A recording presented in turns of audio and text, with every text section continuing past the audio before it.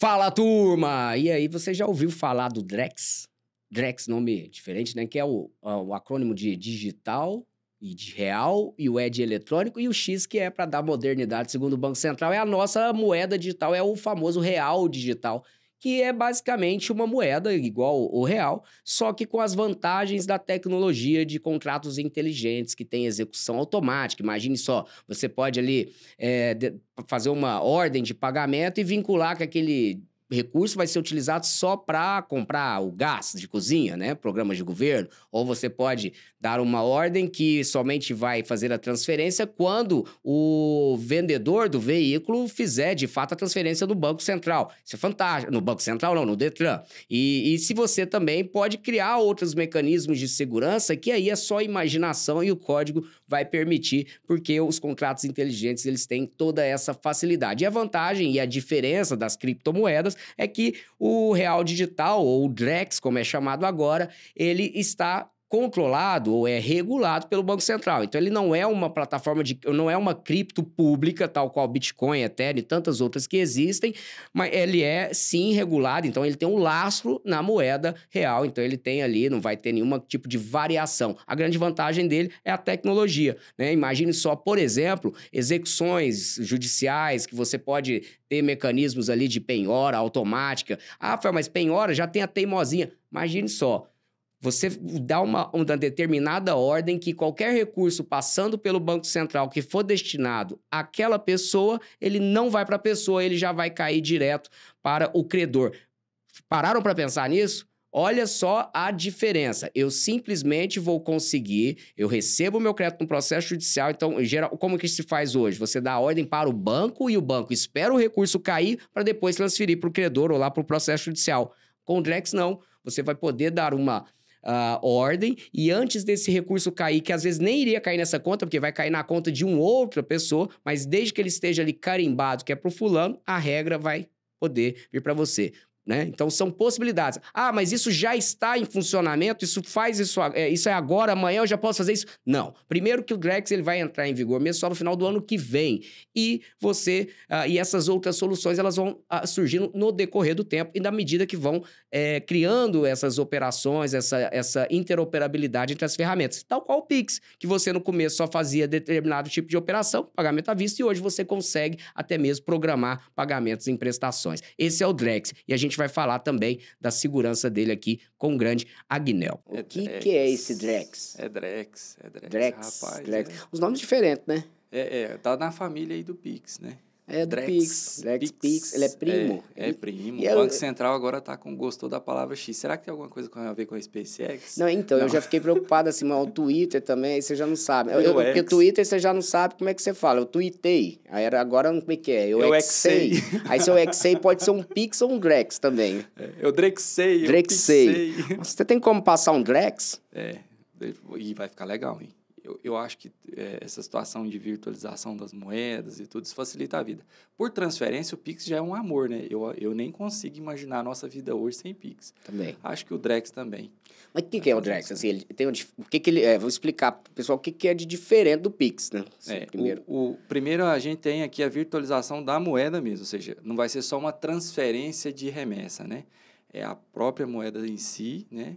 Não é uma criptomoeda no definição de livre, né? Não é um Bitcoin, Não é um Bitcoin, mas é o real mesmo aplicado, portanto que o valor é igual, né? R$1 é o mesmo valor de um Drex, né? Ou seja, é o método mesmo de virtualização dessa moeda. Vai ser uma moeda virtual, não vai ser mas uma assim, nota, mais uma cédula. Pro pessoal que às vezes está assistindo pensa assim, poxa, mas eu já não sei o que é cédula quando eu penso em Pix. Mas a grande diferença é que o Pix é uma transação financeira, né? Ele é a modalidade de transferência. Você vai fazer o depósito no banco, eu vou fazer uma TED, vou fazer um DOC, eu vou fazer um Pix. O Drex é uma moeda que não tem laço tem, mas ela não tem ela não tem a transferência, você não saca, né? Ou saca. Posso converter, né? Isso, você faz uma conversão nesse caso, né? Que aí, sim, por método de transferência, a gente está acostumado com o Pix, é justamente isso, uma conversão, né? Tava em determinada carteira, agora tá para essa carteira. Mas na prática tem muita coisa diferente, né? Na prática. E também aí essa eu também quero ouvir, porque na parte legal eu sei que também percorre por outros caminhos, né? Tem aí todo... Eu acho que é isso aí que eu acho que é o bacana e que talvez estão explorando pouco nessa diferença do Drex. O Drex, ele claro, não é uma cripto que a gente está acostumado aí nas negociações e nas baixas e altas de Bitcoin, né, tudo, Ethereum, etc. Porém, ele também utiliza o famoso, né, a famosa rede blockchain, né, ou não é uma rede, mas a tecnologia blockchain, que é uma criptografia em blocos, mas que não é só pela criptografia ou pela vantagem da segurança, né? Porque você consegue, primeiro, dar uma rastreabilidade a essa informação, seja fidedigna. No nosso caso, no Brasil, com esse real digital, o Drex, você vai conseguir ter não só uma rastreabilidade também, mas aí a diferença, né, das criptos públicas, das blockchain públicas, é que ela é controlada e regulada pelo Banco Central. Mas a grande diferença, e que às vezes as pessoas pouco falam, né, das moedas digitais, das moedas que são só como função moeda, tudo bem, mas o Ethereum, por exemplo, que ele é um smart contract, e aí sim é a grande novidade do real digital. A pessoa fica pensando, né, pô, mas o que é esse smart contract? Contrato inteligente, aí você já imagina, Agnel, execução automática. Qual que é o problema de transferir veículo? Nossa, é uma burocracia. Não, e o cara, você passar o dinheiro antes do cara pagar, quem é que vai transferir? E aí, você vai ter garantia que o cara vai pagar ou não? E ainda tem aquele delay também, quando o veículo é financiado, até aquela baixa do gravame, o carro a gente não sabe de quem que é, já transferiu, não transferiu. Não, imóvel também, o cara vai lá pagar vai pagar complicado. à vista ali, aí você fica esperando o cara assinar a escritura, e aí se ele não for lá assinar, que hora que eu passo o Pix, né? E a confiança? Confio antes, passou confio o Pix, depois. o cara, não, agora eu não assino, e agora? Mas eu também não te transfiro o imóvel se você não me pagar. É um negócio fantástico. E aí é que é o legal, porque como o contrato inteligente, ele traz justamente essa execução automática. Né? E aí, quando a gente fala em execução automática, é que você não precisa do intermediário para fazer valer o seu direito. Então, eu posso simplesmente... E aí, sim, para o pessoal entender, você tem ali uma série de... a possibilidade é a criação do Drex, e agora as ferramentas e as aplicações vão desenvolvendo a partir dessa tecnologia mãe, vamos dizer, essa base. E aí, eu posso, por exemplo, combinar, então, que a gente vai transferir o veículo, e eu vou te transferir, lá, R$50 mil, quando e só, eu já dou a ordem para o banco, né? No Drex. Você vai transferir quando você efetivar a transferência para o meu nome no Detran. Então, você integra os sistemas. Quando o sistema lá verificar que, de fato, houver transferência, você transfere o dinheiro. Então, olha... Garantia para duas partes. Para as duas partes. Nossa, você transfere, você tem certeza que você vai receber, e a parte que pagou tem certeza que você transferiu o veículo. E uma transação regulada pelo Banco Central, né? Ou seja, ele está ali administrando as duas e aí partes, vem uma questão até de segurança, porque você tem todo o lastro também, é muito mais vantajoso. Rastreabilidade.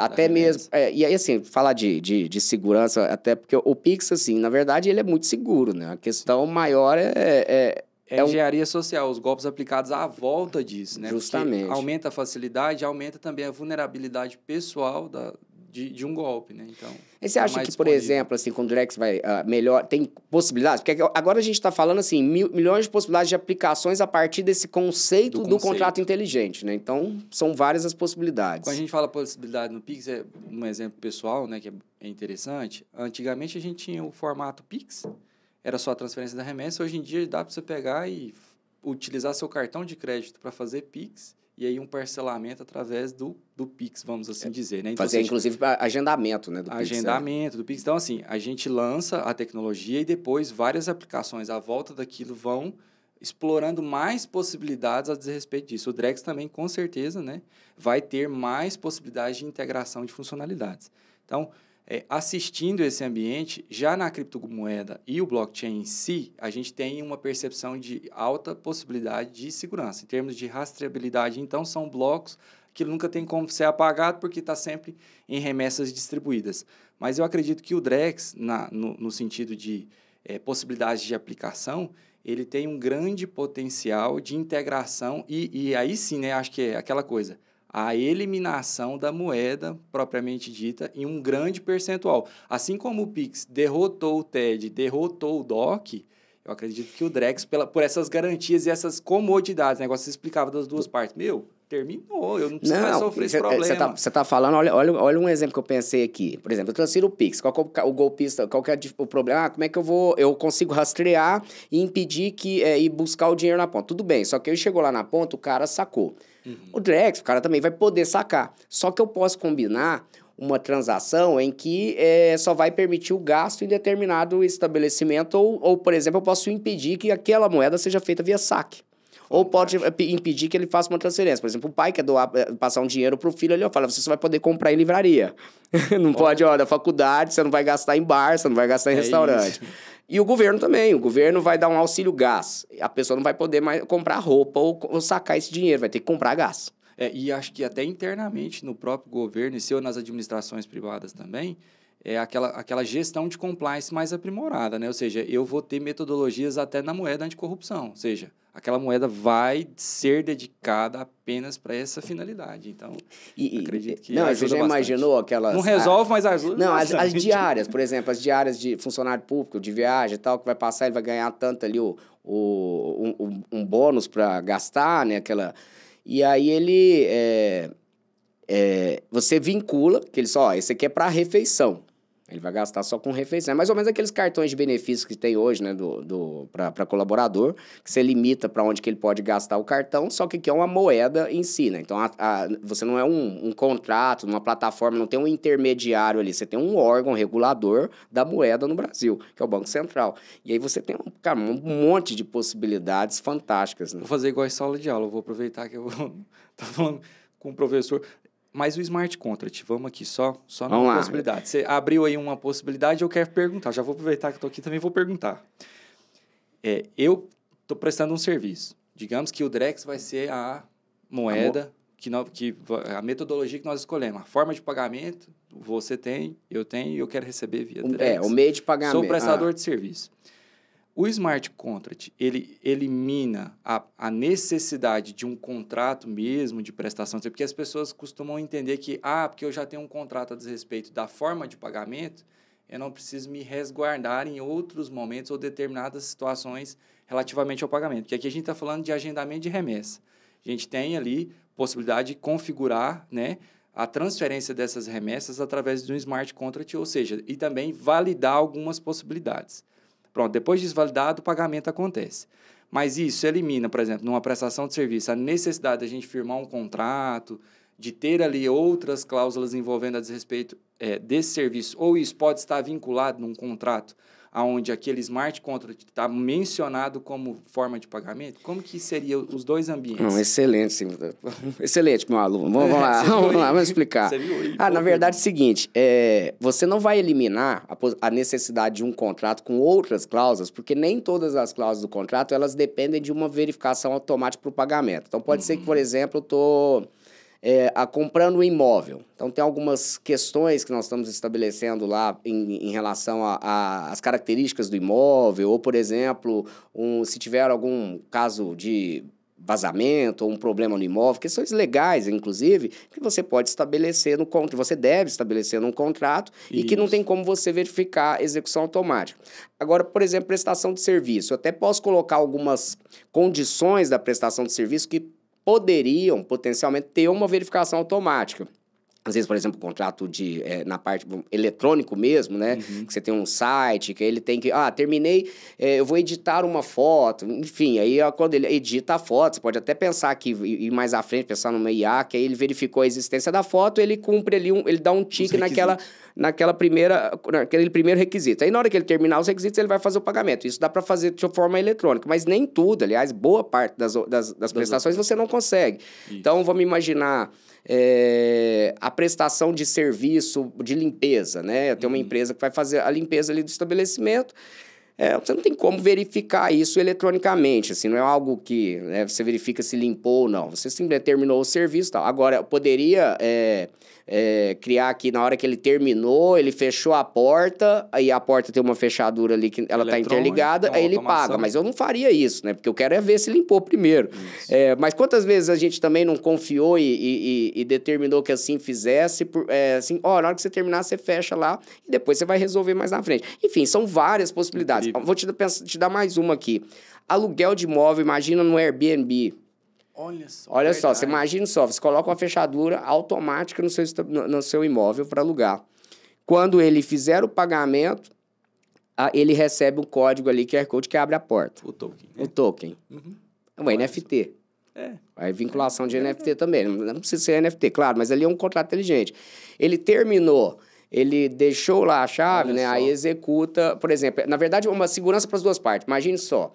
Eu vou alugar um imóvel, eu vou entrar no imóvel, aí ele me deu um pré-código no meu sinal que eu dei de pagamento. E aí eu vou usufruir ali por 5 dias, né? Quando eu vou sair e na hora que eu digito o código da saída, vamos pensar assim, aí ele vai avisar o locador. E aí o locador, aí o nosso crédito, é porque assim, eu paguei o valor integral, mas liberou só o sinal. O restante vai liberar ao final dos 5 dias e quando eu digitar o código. Se eu não digitar o código em 24 horas depois do prazo tal, ele pode executar automático. Mas se eu, por exemplo, eu posso dizer que não, teve algum problema no imóvel, eu não quero liberar mais e aí eu não vou digitar. Não sei, tô pensando aqui.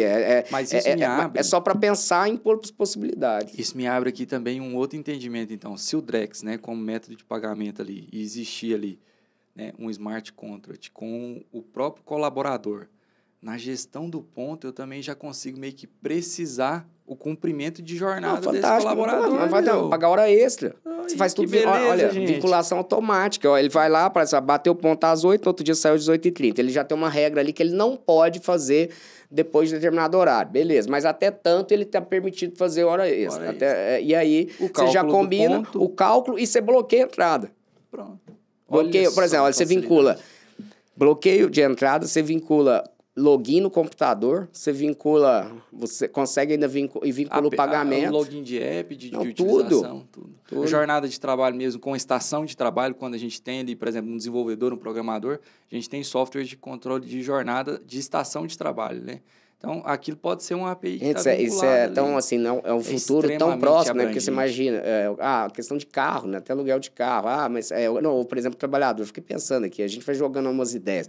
Mas ele entrou no carro, aí ele é vendedor externo, né? Fala, não, mas essa hora... Enfim, agora essa hora não é sua jornada, ele avisa, né? Lá, assim, você realmente precisa da autorização do seu para liberar esse horário. Não sei, cara, tem muita coisa e tudo vinculado ao pagamento, que é o principal, né? Acho que, assim, a segurança para todo mundo é que o cara não vai receber. Ambas as partes. Tá entendido. E no quesito de segurança, a gente já conta também com a maturidade, né? A gente hoje experimenta, usa o Pix, e a gente já sabia que o Banco Central tem ali um know-how, um entendimento sobre vinculações, transferências de remessa, já faz isso há quantos anos, né? Aqui no Brasil, e o Pix como uma metodologia inovadora. E aí agora também no âmbito de moeda, a gente tem que entender que isso é já uma conversa de estudos e cooperação open source. Então, assim, a gente sabe que existem desenvolvedores que já são cooperadores open source de outras moedas que estão vigentes, como Bitcoin. Inclusive, o próprio Banco Central ele tem um regime de sandbox lá para testes, então, várias empresas que fazem esses testes. Até no âmbito acadêmico, né? Ou seja, existiu várias contribuições para o Pix mesmo de faculdades, né? De universidades, dos estudantes durante o processo da construção, de teste e validação. Eu acredito que seja uma coisa assim, muito, muito bem pensada, né? Em termos de segurança, as pessoal às vezes, eu estava ouvindo ontem um pessoal comentando, mas agora isso é perigoso, vai ter mais golpes e tal. A chance do golpe no Drex para o Pix, assim, em termos de engenharia social, é a mesma desde que a gente pensa o seguinte, que a pessoa falou, mas é sua carteira digital, seu dinheiro vai estar aqui na sua carteira do seu celular. Sim, como está seu banco, sua aplicação de banco e tal. No colchão. No colchão. Você vai poder, se você for deixar alguém acessar tudo. Agora, a diferença é que você tem várias camadas de segurança e de senha, que não é porque o cara roubou seu celular que ele vai conseguir fazer transferência.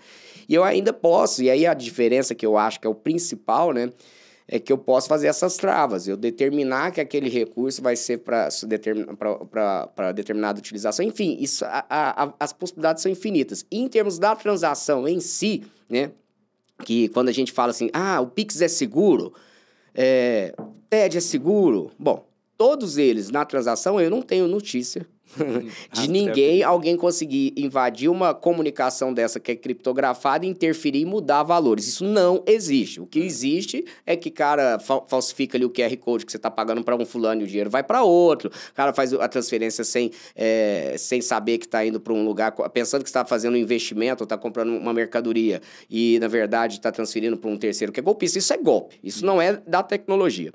O Drex ele ainda tem uma outra camada de segurança, né? Porque ele também tem uma criptografia ainda num regime muito mais seguro. Muito mais extenso, muito extenso, é difícil você quebrar, não tem... Tem a rastreabilidade, né? Que é bloco sobre bloco, você vai, criptografa essa transação, aí eu coloquei uma regra, mais uma criptografia, mudei a regra, outra criptografia, aí eu consigo saber tudo que vem acontecendo. E aí a diferença é que eu ainda posso fazer essas vinculações e determinar a finalidade daquela utilização. Recurso, né? Isso é sensacional, imagina, é igual o cara que vai assaltar o banco lá, que saca... que estoura o caixa eletrônico, as notas saem todas carimbadas, ele não consegue mais usar. O Drex, imagina, você digital, também consegue carimbar e não possibilitar que ela vai ser utilizada para alguma coisa. Fantástico. E é a diferença, né? Porque a nota, quando é carimbada, muita gente ainda pega, né? O cara que não sabe disso, ele vai pegar a nota, porque ele não vai conseguir usar no banco. Mas às vezes essa nota nem vai pro banco, né? Porque ela vai ficar trafegando ali. Sem nunca ir para uma remessa bancária. Mas eu acho que é uma baita vantagem. E o Banco Central, nossa, assim, tá dando show, né? A gente tem que reconhecer.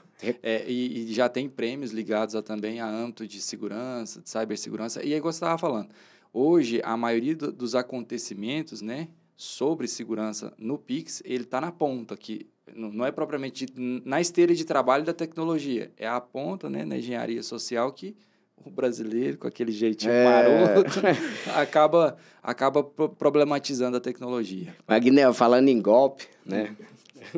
Eu brinco assim, a gente nunca mais vai fazer nenhum programa ou comentar alguma notícia que você não vai conseguir, que vai conseguir fazer sem ter IA, inteligência artificial, na notícia, né? E, cara, não tem mais jeito, e cada dia que passa, você tem mais soluções e elas vão dobrando, tá assim, incrível. Muito rápido, né?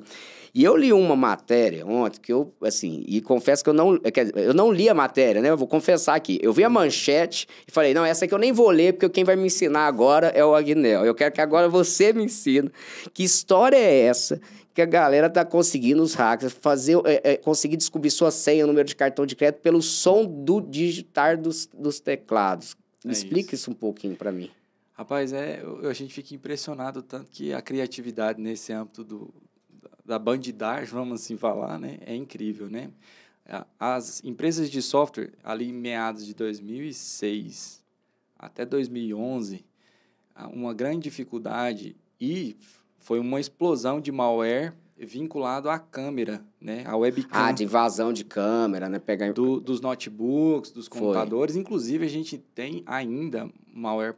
Tá lá entre os 6, 8 principais malware registrados pela Kaspersky, a McAfee. Ou seja, existe ainda muitas tipologias, né, de ataque para esse determinado componente do computador, né, ou mesmo vinculado por USB, que é a câmera. Só que, durante esses anos, o pessoal foi investindo em engenharia de segurança para o webcam.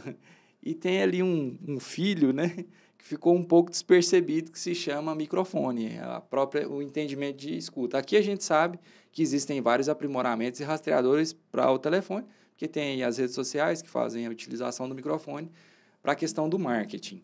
Mas nos computadores, vamos lá, o pessoal se esqueceu um pouco, né, no desenvolvimento, só até porque os principais ataques, os relatórios estavam voltados para a câmera, vamos investir em infraestrutura de segurança para câmeras.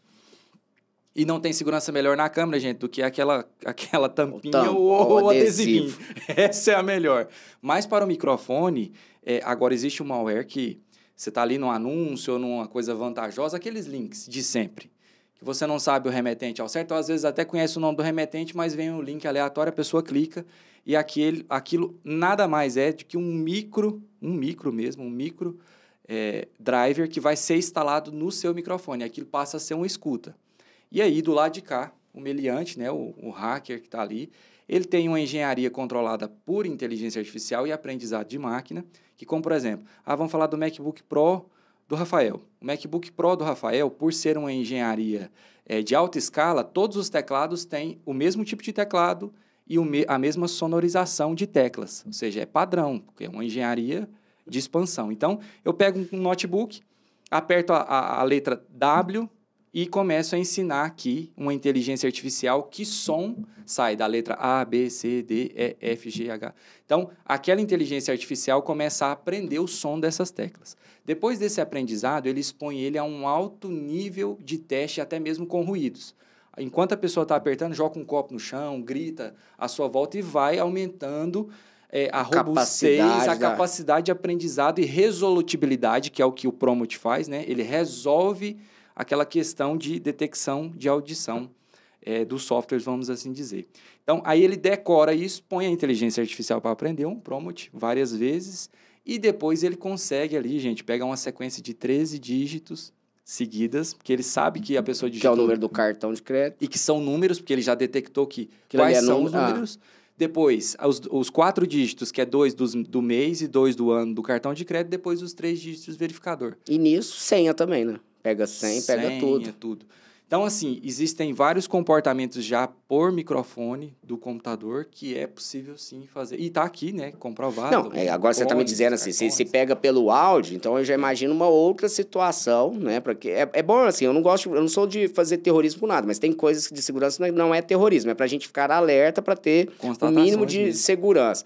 Então, por exemplo, tem uma Alexa em casa, e aí ela está ali captando o som ambiente, você tem alguns mecanismos de segurança nela, mas vamos supor que essa tecnologia, a inteligência artificial ali do áudio, ela foi colocada ali no malware e ele está instalado e está captando o som do ambiente da casa. Então, não necessariamente ele não está... Às vezes eu protegi o meu computador, mas eu não protegi a Alexa, e aí ela está ouvindo à distância e ela manda para o hack, um dia ele vai conseguir já entrar no meu computador. Por exemplo, vamos pensar nos filmes de espionagem, o cara vai, ele pega ali, eu gosto dessas criatividades, assim, mas a Alexa pega o áudio da senha do computador dele, ele já sabe a senha, na hora que ele sai, ele vai lá, pega o computador e desbloqueia, porque ele pegou a senha. Então, assim, não é nada de ficção agora, e é uma questão da IA de aprender com áudio, né? É aprender... E a senha do computador, hoje, para os 2 dispositivos mais utilizados, que tanto o macOS, né, quanto na Microsoft, a gente ativa drive de som antes de ter iniciado o sistema operacional. Entende? Então, já começa daí o problema. E faz muito sentido por isso, Rafael. O microfone, ele não é carregado após os itens, né, de sistema operacional, mas ele é um item de hardware. Que aí eu acho que agora deve mudar, né? Já vão começar situações de... O triste é isso, né? Que as empresas estão sempre correndo atrás, né? E aí sim, o sistema inovador, igual você falou, com inteligência artificial. Aqui a gente precisa entender um potencial que antes, para poder a gente fazer um estudo como esse, Rafael, demoraria quanto tempo para eu detectar a métrica correta de imagem de som, ou seja, de linha de som e áudio para decodificar um teclado, né? E hoje, eles pegam vários dispositivos, não só o Mac, mas vários computadores e teclados de marcas diferentes, gravam a audição daquele teclado, treinam uma IA, ela mesma se responsabiliza por aprender aqueles procedimentos e depois decodifica nesses malwares o que ela recebe. Porque, assim, antigamente você precisava de uma capacidade computacional, às vezes estava ou na faculdade, na universidade, ou numa grande empresa, um centro de pesquisa, tal, para fazer isso. Hoje o hacker, ele simplesmente faz o download desses arquivos, né, que estão open source agora, especialmente porque a gente falou aqui, né, a gente falou da Meta, da Llama, da Meta, então é bom, vai lá ver que tem o nosso vídeo lá.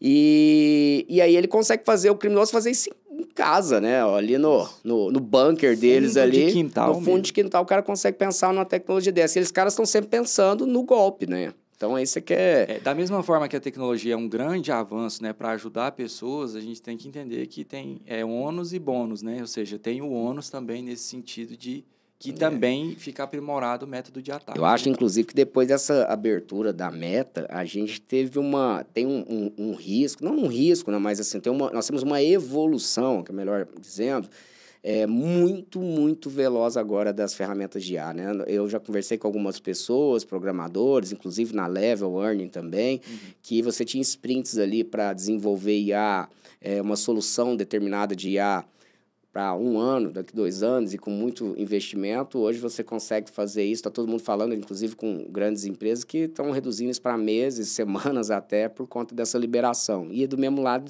do lado de lá, o golpista que consegue fazer tudo mais rápido, porque ele não tem burocracia, não tem processo interno, não tem compliance, não tem nada. Então, o cara simplesmente bota isso no computador dele e começa a usar a criatividade. E uma coisa que a gente precisa observar dentro do contexto de pandemia, né, que foi esse terror gigantesco, né, para toda a humanidade, mas aí existe também um bônus no âmbito tecnológico, porque aí houve aquele boom de utilizações e isso gerou impedância sobre o hardware, né, Rafael? Então, os nossos hardwares hoje já estão com um desenvolvimento muito mais aprimorado do que seria o tradicional de mercado para essa época se não tivesse existido a pandemia. Então, a gente imagina hoje que a utilização da IA com o hardware que a gente tem mesmo em cima da mesa de casa, né, já é um hardware muito potente na mão de uma inteligência artificial. Então, é uma coisa que a gente precisa estar atento, porque agora os nossos equipamentos são melhores, a tecnologia é mais rápida, as conectividades estão excelentes. E o código agora liberado, né? Assim. Então, no âmbito open source, a gente precisa estar realmente bastante atento. E falando em IA, vou te perguntar, você gosta do Frank Sinatra? Rapaz, o Frank gosta? Sinatra. Isso nada. Seu Josafá Soares gosta, agora até vamos lá, você gosta do The Weeknd, do Drake, Johnny Cash, Johnny Cash tem uma versão nova da Barbie Girl. E tem agora também que o pessoal está explorando bastante nas IAs, é a voz do grande, do rei, né? Do The King, o Elvis Presley também tem. Então, rapaz, e olha só, eu tô falando disso porque um dos maiores problemas que tem tido em termos de direito autoral, né? São as músicas criadas com a voz, né, dos cantores que não, mas que eles nunca cantaram ou que eles nunca fizeram a partir de alguns trechos da voz que ele vai aprendendo na ferramenta, do mesmo jeito que a gente estava contando aqui, aprendizado, inteligência artificial. Opa, essa voz é isso. Ah, então aprendi. Ó. E aí ele fala assim, agora canta Menino da Porteira aí, Frank Sinatra. Aí ele vai Começou como uma brincadeira, com certeza. Começou com uma brincadeira, mas agora virou um baita do mercado e a Warner, a Universal estão extremamente preocupados. Aliás, sim, o mercado de direito autoral, a indústria do audiovisual, né? Ela sempre está ali nos livros acadêmicos de direito digital discutindo sobre direito autoral, desde lá do Napster, desde depois a gente falando aí dos streamings, aí foi para YouTube com problema. E aí a notícia é que a Warner e a Universal estão sentando ali com a Google para tentar buscar um meio de receber por esse recurso ou bloquear, né? Imagino que seja mais ou menos o que vai acontecer, o que aconteceu com as músicas quando você sobe ali pro YouTube, já tem ali a lista de arquivos, vamos dizer, tagueados, né, que sabe exatamente que aquela música ali é de direito autoral. Mas eles vão ter que pensar numa forma de fazer isso com a inteligência artificial, porque quando eu sou artista, eu mandei uma música lá, gravadora, né, claro, só para dar um exemplo. E aí a música está lá como tagueada que é do fulano de tal. Na hora que você sobe o vídeo do YouTube, ela bate lá, faz um deparo, isso aqui não pode, você não tem direito para isso. E aí, quando a música não está, porque aí é um outro arquivo digital, e é uma outra música, às vezes mesmo, simplesmente você não vai ter esse bloqueio. Esse é um dos primeiros problemas. O outro é a própria exploração comercial da música de alguém, sem que você tenha pedido direitos autorais. E aí você fala, mas não é a voz dela. Bom, mas foi aprendizado com o conteúdo dela. Então, em termos de direito autoral, eu acho que nós não... Aqui, nesse ponto, eu não vejo nenhuma distância. Uma distância. Eu acho que o objetivo da lei, tudo, acho que a gente pode até melhorar alguma questão da revisão, como falar assim, obra derivada, se isso é uma obra derivada ou não, mas, bom, aí é a questão até de direito da personalidade, enfim... Até mesmo de dado pessoal, né? Porque nós estamos falando de ter utilizado esse dado pessoal para uma finalidade distinta. Olha que interessante, né? A voz é um dado pessoal e foi utilizada por uma finalidade que não foi aquela para a qual ela foi tornada pública, né? Então, e aí o cara está criando, usando indevidamente também. Mas eu acho que o desafio é tecnológico, muito mais do que jurídico. É tecnológico. A gente, com o lançamento do Shazam, inclusive até hoje a plataforma integrada, né? A gente acha ali, vê o Google... utilizando, mas a API que roda por trás e faz as detecções de tags mesmo por determinado conteúdo ainda continua sendo a plataforma. E aí eu achava que ele valia tanto só por causa de reconhecer música assim, né? E a gente fala, mas o cara ganha dinheiro como nisso aqui? O Shazam começou muito tempo lá atrás com inteligência, inclusive é um dos grandes núcleos de inteligência artificial, viu, gente? Houve aprendizado da OpenAI com a inteligência artificial do Shazam, que é voltado para multimídia, né? Porque as inteligências artificiais, elas vão ficando musculosas em determinados nichos, né? nesse caso do áudio, né, dessa compreensão de mídia, eu acredito que o Shazam é realmente a maior empresa desse segmento. O Spotify utiliza também para fazer identificação. Ah, não sabia. E assim sucessivamente. Então, Baita do negócio. Hoje, o que muito se fala a respeito do direito autoral é tokenizar a voz. Ou seja, tem um token, aquele token já está lá no registro de utilização, e a partir daquilo ali, na utilização para finalidade comercial, então uma brincadeira, um registro aqui, né? Uhum. Agora, para finalidade comercial, para distribuição, por quê? Eu estava no Campus Party, eu e o Dr. Marcelo, né? A gente estava lá e a gente assistiu várias entrevistas ali com os dubladores. E uma das coisas que foram faladas na dublagem do filme... Nós tínhamos lá representante de dublador da Warner, nós tínhamos dublador da Sony. Então, assim, os grandes dubladores estavam no evento e eles estavam falando das grandes preocupações relativamente às inteligências artificiais. Porque para eu ter a voz do Leonardo DiCaprio, agora já existem programas, inclusive já estão embedados na própria Warner no sentido dos games, na Sony nos games, que hoje eu já lanço um game com várias línguas e o mesmo ator que gravou ali, a inteligência artificial, vai lá, aprende a voz dele e eu faço a tradução em determinado idioma. Nós já temos games com tradução e dublagem por inteligência artificial, né? E nos filmes também está começando a acontecer isso. E aí, a gente medindo ali, e eles falando sobre a possibilidade de não precisar mais ter dublador e como que eles estavam vendo esse ambiente. Então, mostra o potencial e o crescimento não, dessas ainda tecnologias. Que ele pegasse assim, a voz dele e falasse assim, eu vou proibir, porque assim, ele não pode fazer eu pegar um trecho da minha voz, né, igual essa discussão que a gente estava, e fazer novas dublagens. Mas na hora da negociação, ainda que não seja assim, negociar, olha, você vai traduzir para tantos filmes, né? E você tem um período de trabalho, né, uma duração do seu trabalho, você cobra X.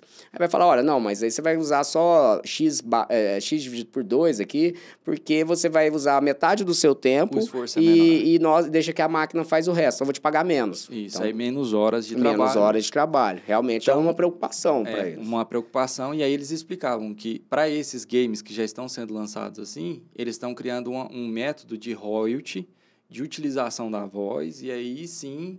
Mas pensa, nós temos agora, a maioria dos jogos são lançados no inglês. Então, isso vai ser só um dublador inglês. Aqui no Brasil, já não vai passar mais a utilizar a voz, porque eles não precisam trazer de novo esse registro de voz. Pelo menos assim, é o que estavam abordando. Então, é uma preocupação, tanto não só nos avanços, né, no entendimento de inteligência e direito autoral nesse quesito, né, de, eu estou usando a voz aqui do Frank Sinatra e tudo, que eu acho que o que resolveria isso é realmente um token para aquela voz, e se existe distribuição comercial, já ter ali um registro de utilização. Aquela voz foi usada em determinado momento e aqui o âmbito era de publicação. Não, o problema é que o cara cria outro conteúdo, né? Assim, a questão é que, acho que o grande, por exemplo, ele tinha minha voz falando sol. Uhum. E agora ele tem falando lua. A sonoridade é diferente, mas a inteligência artificial consegue gerar. Então, e tá incrível, viu, gente? Tá muito então, parecido. assim, é impressionante, porque por mais que fale assim, eu tava pensando, você falou de jogo, eu fiquei pensando aqui, por exemplo, no FIFA, né? Jogos de futebol. Aí o cara ele grava, né? Eu imagino que seja assim, ele grava várias palavras do jogo, frases, e aí o software vai colocando em determinado momento da partida, né? Vai colocando a parte, chutou fora e tal... acertou, é gol, como é que tá a partida, e aí ele vai gerando esse áudio.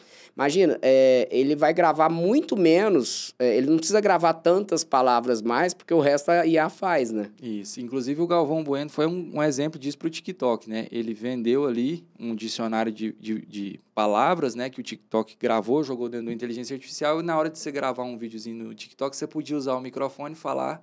E aí saía a voz do Galvão Bueno. Palavras que ele às vezes nem gravou, né? Que ele nem gravou, mas a inteligência artificial, ela pegou, a gente chama de nuance vocal, né? Ela detectou as nuances vocal nas vogais, e aí ela consegue construir a partir daquilo palavras que ele nem gravou, aquelas palavras. Eu vou aproveitar, a gente tá falando de IA e de voz, né? Até antes da gente finalizar aqui, eu queria deixar um recado de segurança, sabe? Eu tenho preocupação com essa questão de geração de conteúdo de áudio, e algo que tem acontecido muitos criminosos têm utilizado para aqueles golpes famosos do telefone, bença pai, bença tia, etc, né?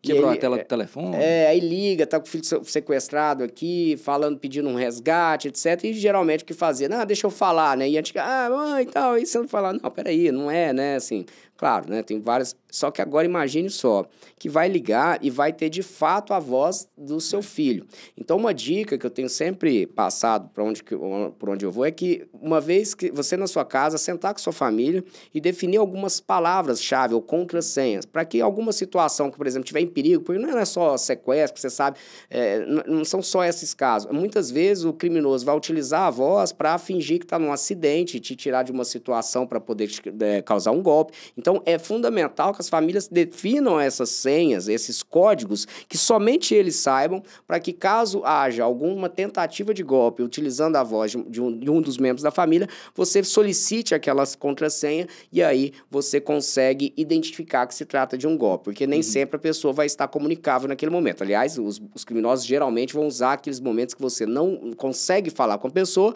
e usa a voz dela ali para falar. Então, isso é muito sério e é mais sério ainda porque, como nós dissemos, essa tecnologia está completamente acessível, né? E aqui na delegacia mesmo, especializada de Goiás, são vários os casos que já me contaram que têm chegado utilizando a voz em crime. Então, assim, é para esse tipo de crime. Então, tem sido cada vez mais difícil. A única condição que eu penso de um momento de segurança, uma prevenção, é você criar essa contrassenha. Né? Isso. E também ter aquele senso, né? Tem vários dispositivos como busca iPhone ou no Android mesmo, o próprio Android Location, que é o fato de você realmente conseguir, de alguma forma, ter uma rastreabilidade familiar quando se faz necessário, né? Para a gente ter realmente a noção, principalmente aqueles intervalos de aula, né? Que a gente mesmo fica sem falar com o filho durante a aula, porque está durante a aula. Então, os meliantes, eles meio que aprendem esse comportamento aí para assustar a família e não conseguir contar. E para aqueles assim, que falam que esse tema de privacidade, que não vai emplacar, né, que ainda insistem nessa questão, mas a gente está falando aqui de uma facilidade de acesso agora a softwares de aprendizagem de máquina que vão utilizar o que para aprender? São dados. Então, você fornecer a sua imagem para reconhecimento facial para entrar num condomínio, e aí a empresa do condomínio, ela sequer armazena isso de forma adequada. É digital, é dados de cartão de crédito, são fotos que você tira em qualquer lugar que você vai, a pessoa quer tirar foto. Isso tem... A pessoa vai falar, mas então o negócio é não tirar foto e não gravar som? Não, é impossível, você não vai conseguir fazer isso. Mas eu acho que aqueles que fazem essa coleta, você agrega àquela voz, àquela imagem, uma outra informação que o criminoso não tinha, por exemplo, com a sua voz na rede social, que é aquela relação do seu dado com aquela empresa ou aquele estabelecimento. Isso ele não tinha quando ele pega isso de forma pública ou numa rede social. Não necessariamente. Claro, você vai lá e marca, você vai ter essa relação. Mas você consegue agregar uma outra informação que para ele ainda fica muito mais vantajosa. Por exemplo, grava essa voz dizendo, pai, saí aqui da consulta do dentista, tal. Pode me pegar? Eu preciso passar um Pix para ele. Então, olha ao nível e a criatividade. E como a gente fala hoje de tudo interno, né, hoje não há muitos anos, né, mas de tudo estar conectado, a gente não precisa que esse criminoso esteja vendo ela ali entrando, a vítima entrando no prédio, né? Simplesmente acessando câmeras, vulnerabilidade de câmeras. E não falando de filme de ficção, não, gente. Isso é fácil de fazer hoje, porque está cada vez mais acessível. Às vezes os grupos mesmo esportivos, né? Existe tanto grupo aí de esporte, de um time, e ali naquele grupo mesmo as pessoas vão deixando a voz, o Flamengo ganhou e tal, aquela coisa. Tem muito tempo isso que aconteceu. Né? Não, o Fluminense essa é agora recente. Ganhou. Eu errei o time. A Luciana tá aqui, gente, eu errei o time. O cara quer puxar saga. Opa, mas você me alegou mais ainda de falar isso da derrota. Mas lá em casa tem Flamengo, você sabe, né? Lá em casa, na sua casa. Deixa pra lá. Então. Vamos lá. Vamos voltar à pauta, por favor. Então, até aqui no estúdio. Meu Deus do céu, pronto. Boa! Então, e segurança? Agora é o seguinte, às vezes a gente está num grupo, deixa lá a nossa biometria, né, a nossa voz, ou seja, algo seu, e às vezes tem outras formas de você interagir. Então, gente, não existe nada melhor do que o velho e bom senso. Realmente precisa, se faz necessário essa exposição, porque se você me falar que a sua foto na rede social só é uma foto, a marcação de local na sua rede social só é uma simples marcação, porque estava legal e o ambiente era legal, às vezes você está querendo falar sobre um estabelecimento que você está divulgando do seu amigo, do seu parente, não é só isso. A rede social ela tem uma série de rastreadores e isso não é só utilizado pela Big Tech que criou aquela rede social. Em determinado momento, sim, existem pessoas que estão tentando fazer um tipo de rastreabilidade do seu comportamento, do seu perfil, para, nomeadamente, aplicar esses golpes. Como que a gente dificulta ou inviabiliza um golpe? É utilizando o meu bom senso e fazendo isso realmente quando se faz necessário e também garantindo, como o Rafael disse aqui, será que no meu condomínio, você como titular, essa informação é sua, será que no meu condomínio, como é que eles fazem com essa gestão dessa informação? Ter esse questionamento, será como que o meu dado está sendo usado? Para que é? Então, esse interesse motiva também, assim como os meliantes estão motivados com essas novas tecnologias a fazer mais e melhor, nós, enquanto cidadãos, com o nosso dado, também precisamos meio que policiar isso para poder as tecnologias até então e também o comportamento das pessoas em que eu convivo fazer mais e melhor no sentido de nos proteger. Então, acho que a única técnica, a principal técnica é o aculturamento, é saber como realmente estão lidando com os meus dados e eu também, enquanto protetor, o principal interessado nesse vínculo, proteger a minha informação. Eu acho que esse é o melhor caminho, né, Rafael? Sensacional. Não, eu acho que a gente tem que também, a gente brinca, a gente traz matérias importantes, mas a gente tem que também trazer um pouco de conscientização. É claro que ninguém aqui tá pregando para as pessoas saírem das redes sociais, não. Mas eu acho que é consciência. Acho que você ter consciência do risco, você consegue gerir isso melhor e ficar, vamos dizer, um pouco mais mineirinho ali na hora, né? E eu não tô falando, eu tô falando não isso de forma pejorativa, né? Porque eu sou mineiro, mas é que você é aquele mais cauteloso, fica ouvindo ali para ver se não é um golpe, desconfiado, né? Isso. Porque, infelizmente, hoje, como essa tecnologia ela está cada vez mais acessível, isso não é ruim, porque vão surgir ferramentas fantásticas, elas também vão ser utilizadas para o crime, né? Como já dizia o famoso Kranzberg, que eu sempre cito, né? Tecnologia não é boa nem má, mas também não é neutra, né? E ficamos por aqui, meus amigos. Até o próximo programa. Muito obrigado, Aguinel. Um abraço. Satisfação. Gente, RM Talks. Curte, inscreve. Aproveita aí esse momento aí, se inscreve aí embaixo, tá bom?